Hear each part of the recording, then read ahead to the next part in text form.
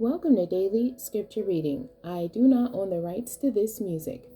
Deuteronomy chapter 32, beginning at verse 1 and ending at verse 47. This is the English Standard Version. Give ear, O heavens, and I will speak. And let the earth hear the words of my mouth. May my teaching drop as the rain, my speech distill as the dew, like gentle rain upon the tender grass, and like showers upon the herb. For I will proclaim the name of the Lord, ascribe greatness to our God. The rock, his work is perfect, for all his ways are justice, a God of faithfulness and without iniquity. Just and upright is he. They have dealt corruptly with him. They are no longer his children, because they are blemished.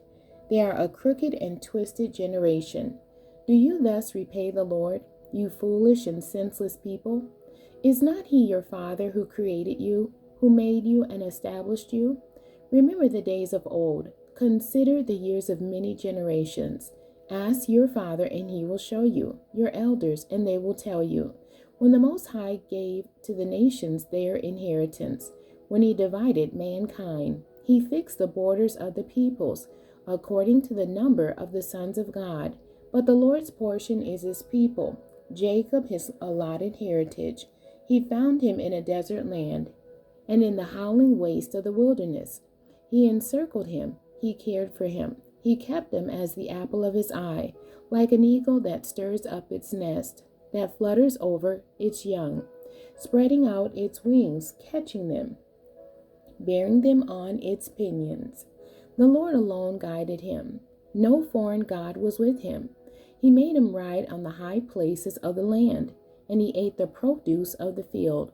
And he suckled him with honey out of the rock, and oil out of the flinty rock, curds from the herd, and milk from the flock, with fats of lambs, rams of Bashan, and goats, with the very finest of the wheat.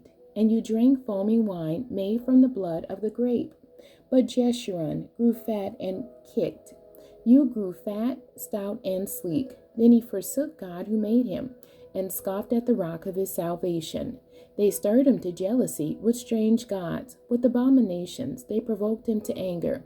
They sacrificed to demons that were no gods, to gods that they had never known, to new gods that had come recently, whom your fathers had never dreaded.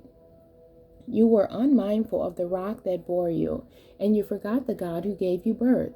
The Lord saw it and spurned them, because of the provocation of his sons and his daughters. And he said, I will hide my face from them. I will see what their end will be. For they are a perverse generation, children in whom is no faithfulness. They have made me jealous with what is no God. They have provoked me to anger with their idols. So I will make them jealous with those who are no people. I will provoke them to anger with a foolish nation. For a fire is kindled by my anger, and it burns to the depths of Sheol, devours the earth and its increase, and sets on fire the foundations of the mountains. And I will heap disasters upon them. I will spin my arrows on them. They shall be wasted with hunger, and devoured by plague, and poisonous pestilence. I will send the teeth of beasts against them, with the venom of things that crawl in the dust. Outdoors the sword shall bereave, and indoors terror. For young man and woman alike, the nursing child with the man of gray hairs. I would have said, I will cut them to pieces. I will wipe them from human memory. Had I not feared provocation by the enemy, lest their adversary should misunderstand, lest they should say, our hand is triumphant. It was not the Lord who did all this. For they are a nation void of counsel, and there is no understanding in them. If they were wise, they would understand this. They would discern their latter end.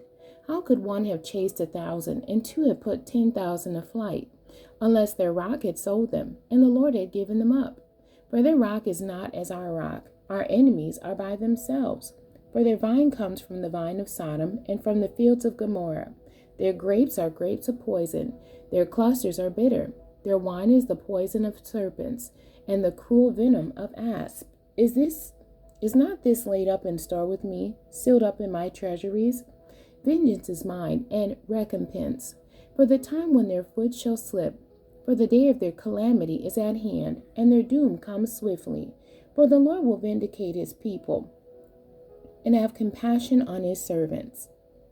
When he sees that their power is gone, and there is none remaining, bond or free, then you will say, where are their gods, the rock in which they took refuge, who ate the fat of their sacrifices, and drank the wine of their drink offering?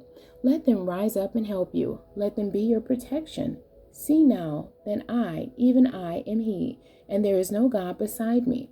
I kill and I make alive. I wound and I heal, and there is none that can deliver out of my hand. For I lift up my hand to heaven and swear, as I live forever, if I sharpen my flashing sword, and my hand takes hold on judgment, I will take vengeance on my adversaries, and will repay those who hate me. I will make my arrows drunk with blood, and my sword shall devour flesh, with the blood of the slain and the captives, from the long-haired heads of the enemy. Rejoice with him, O heavens, bow down to him, all gods. For he avenges the blood of his children, and takes vengeance on his adversaries. He repays those who hate him, and cleanses his people's land. Moses came and recited all the words of this song in the hearing of the people, he and Joshua, the son of Nun. And when Moses had finished speaking all these words to all Israel, he said to them, take to heart all the words by which I am warning you today, that you may command them to your children, that they may be careful to do all the words of this law. For it is no empty word for you, but your very life, and by this word you shall live long in the land that you are going over the Jordan to possess. The end. God bless you, and thank you for joining me today.